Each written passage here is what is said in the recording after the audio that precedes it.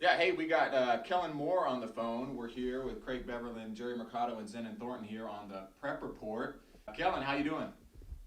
Good. How you guys doing? Great. So I'm gonna turn it over to Craig to start with because there's a really nice family tie there, and I want Craig to talk a little bit about that, and then he's gonna jump right into some questions. Go ahead, Craig. Hi, Kellen. How you doing, buddy? Doing great.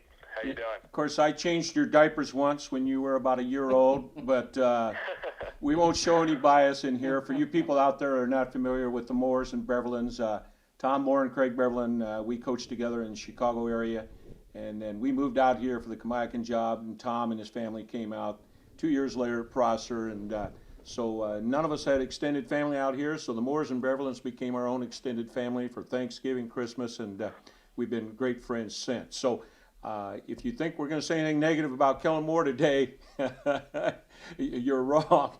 Anyhow, the first question I want to ask you, Kellen, you've had all these accolades. You're bordering on possibly the best quarterback statistically that's ever played college football in the history of the United States. There are so many categories you've either surpassed or you're going to if you stay healthy free this coming fall. But I know your parents have had a big influence on you, and your dad is a football coach. Can you talk a little bit about your parents and their influence? Yeah, I think so much of anything you do in life, you got to have support, and certainly I've been fortunate to have that with my parents, with friends, family, but especially them. I think they've always been supportive. They've always helped me out, provided me with everything I need. Certainly, I think my dad on the football aspect, just being around it for such a long time, that's been huge for me. Just my experience with football, being around him. Obviously, my mom's been around football because my dad so much. She certainly likes to chime in. It's just a lot of fun. Do you recall that one time when you were about fifth grade and your mom sent me down at halftime to talk to you about your body language? I've heard the story, but she might be the hardest one. Like you always least expect it, but it's usually the mom that'll get after you during football and all the sporting events. Usually your dad understands what you're going through. She has no sympathy for you. She wants you to succeed. Go ahead, Jerry. Hey, Kellen, how are you? This is Jerry. Hey, Hey, Jerry. so many kids just in this area look up to you, and it's gonna mean so much to them hearing your voice on this interview. Coming from where you came from, I know you got all the accolades now, but when you were coming out of high school, you weren't largely recruited. You ended up going to Boise State. Coming from Prosser, I mean, how does it feel just accomplishing what you've accomplished so far?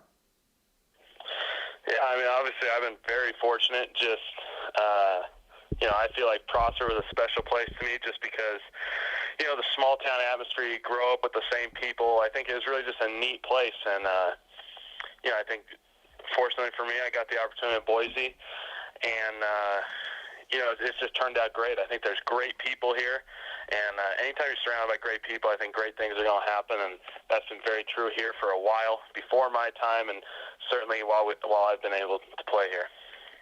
Kellen, you're 38-2 as a quarterback. Wow. If you have a little luck, maybe this fall, team plays well, you play well, injuries, so on and so forth, you could very easily pass Colt McCoy, hold, I believe, the all-time record for most victories as a starting quarterback.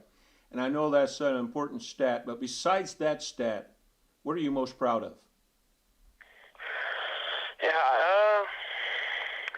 I think that's just such a big one because I think bottom line quarterbacks are evaluated first and foremost by how well their teams perform. And, let's face it, quarterback, you're kind of well recognized and you're an important figure on a team. And when your team does well, you get the credit. And when your team doesn't do well, usually it's first pointed at that quarterback for not performing well. But, I think at Boise State, we really you got to complete the football. I think, I think that's something I've always tried to take strides to get better on each year. I believe we reached the 70% mark this year, and I think that was huge. And, hopefully we make another step and make that a little bit better this year. And, I think that's just so big.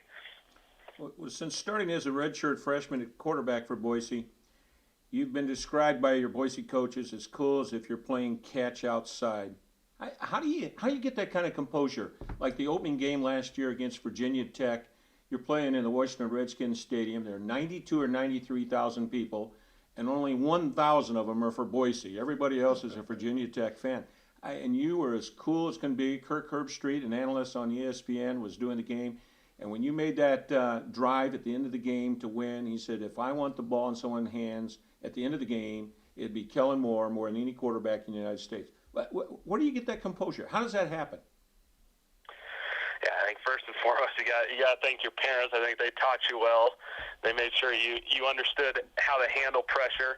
Not just in football, but in life and different things. You're going to a math test, and you got to stay calm during those things as well. And I think for the football aspect, it all comes down to preparation and practice.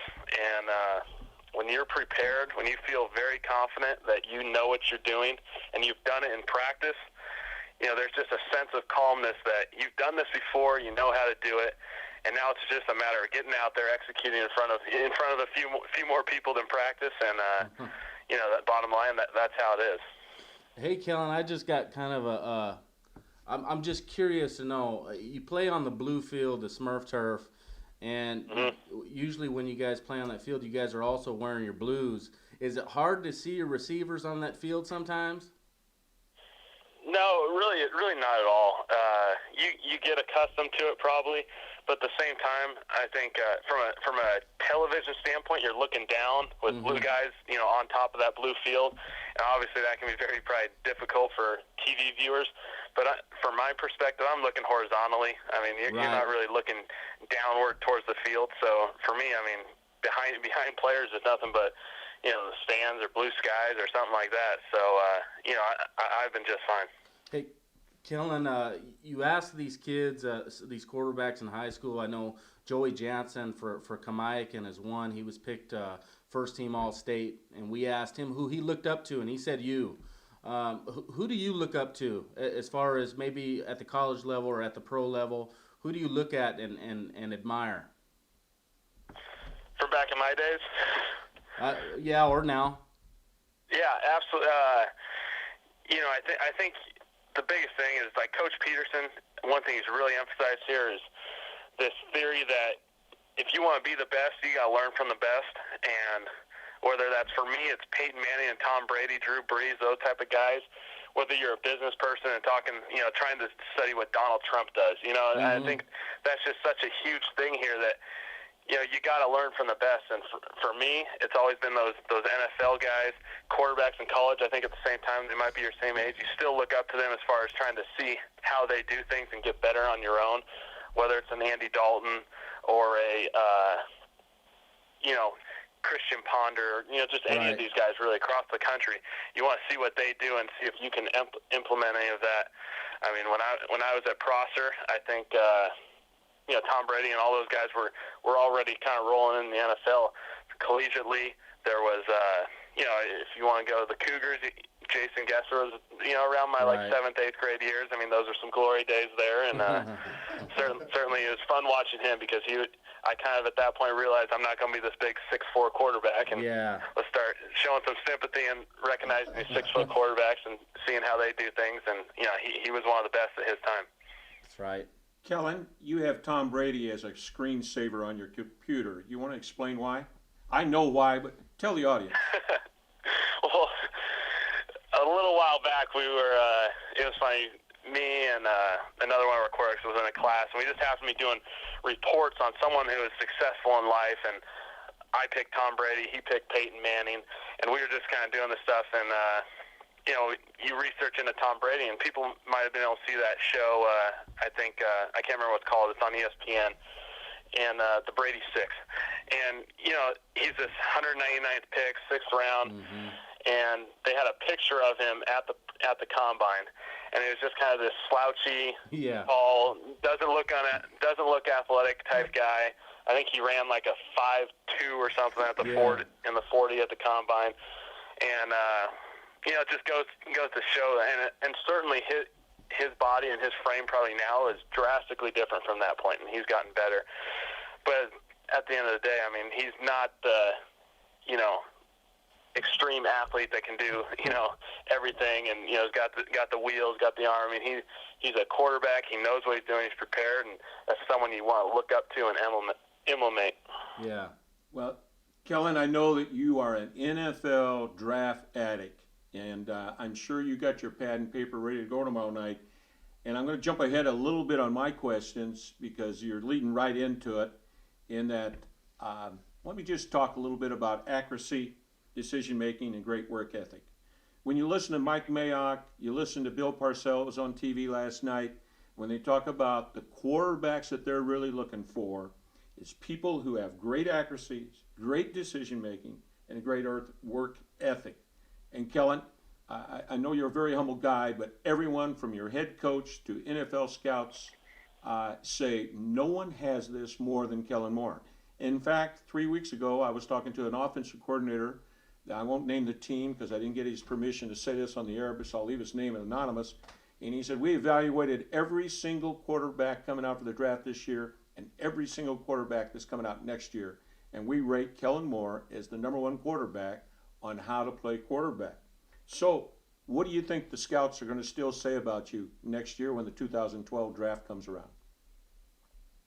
Yeah, I mean, right now it just feels so far away just because got so much work to do before that. But I think you just want to constantly be making progress. And from my point, this NFL thing, it's going to come at some point. And right now, it's just worrying about right now.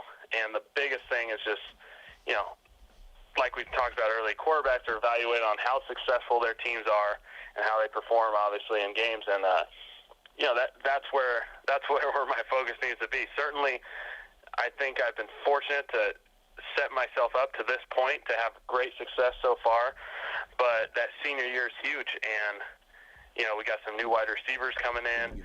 We got some just new opportunities, and we're just thrilled about this. And I think as long as you keep performing at a high level and being successful, an opportunity is going to come. And once you get into a camp or you get an opportunity at that level, it's up to you essentially. It's now your point to prove that you deserve to be there, and it's your opportunity.